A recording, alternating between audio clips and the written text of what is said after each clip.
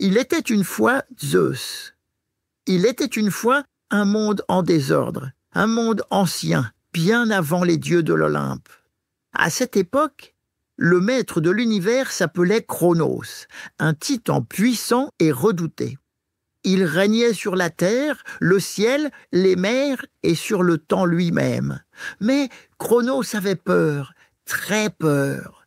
Une prophétie lui avait dit que l'un de ses enfants le détrônerait, comme lui-même avait renversé son propre père, Ouranos. À chaque fois que son épouse, la douce Rhea, donnait naissance à un enfant, Cronos faisait l'impensable. Il avalait le bébé pour qu'il ne puisse jamais grandir. Il en mangea ainsi 5, Hestia, Déméter, Héra, Hadès et Poséidon. Mais quand le 6e enfant arriva, Rhea, en secret, décida de sauver ce petit. Elle donna à Cronos une pierre emmaillotée dans un tissu et le titan l'avala sans vérifier. Pendant ce temps, Rhea confia le vrai bébé à des nymphes dans une grotte cachée sur l'île de Crète. L'enfant s'appelait Zeus. Zeus grandit, élevé par la nature et protégé des regards. Il buvait le lait d'une chèvre magique nommée Amalthée et jouait avec les tambours.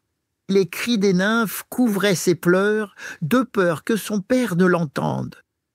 Devenu grand et fort, Zeus décida que l'heure était venue. Il allait libérer ses frères et ses sœurs et renverser Cronos. Avec l'aide de la déesse Métis, Zeus prépara une boisson magique qui fit vomir à Cronos tous ses enfants, toujours vivants. Ensemble, les 6 dieux formèrent une armée. Zeus, Poséidon, Hadès, Héra, Déméter et Hestia. Alors commença une guerre terrible, la titanomachie, la guerre entre les dieux et les titans. Elle dura 10 ans. Les montagnes se brisaient, la mer se soulevait, la foudre tombait comme la pluie. Zeus libéra aussi les cyclopes des géants qui, pour le remercier, lui offrirent un cadeau, la foudre. C'est ainsi que Zeus devint le maître des éclairs, capable de frapper le ciel et la terre. Finalement, les titans furent vaincus.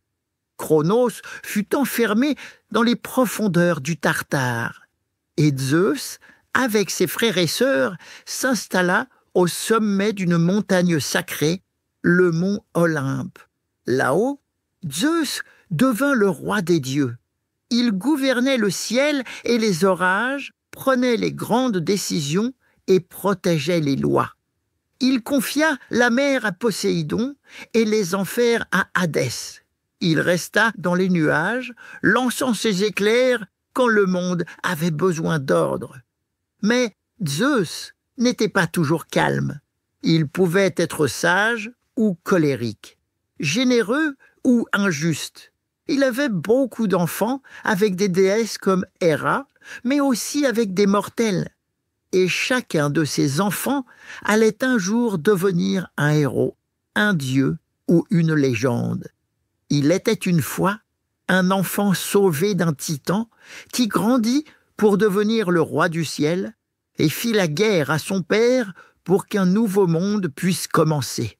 On l'appelait Zeus.